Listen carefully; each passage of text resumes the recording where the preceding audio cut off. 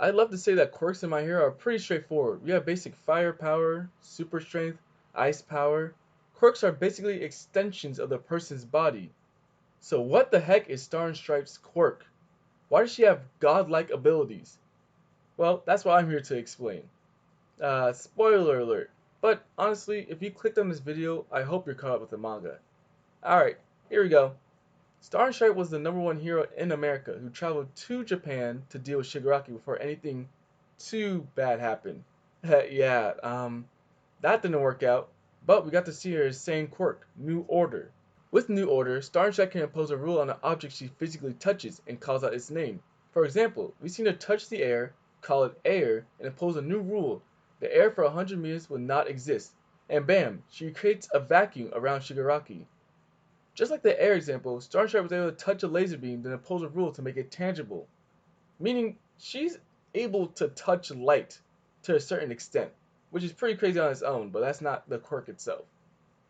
New Order can also affect living beings, as shown when she explains that she gives herself super strength. Also when she touched Shigaraki and said if he moved, his heart would stop. However, it didn't work because of his confusing self-identity issue. Which, come to think of it, with such a powerful quirk, there has to be some weaknesses or limits. And boy, does she have quite a bit.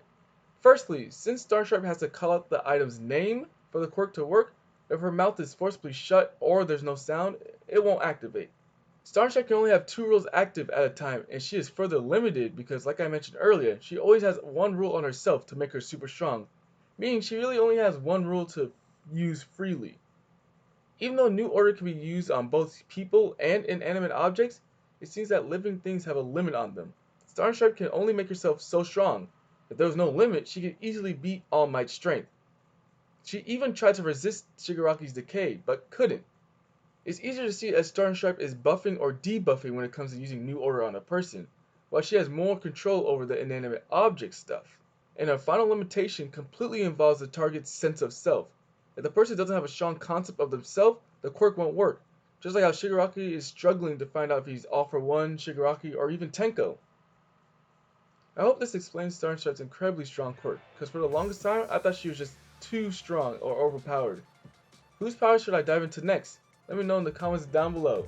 Alright, peace.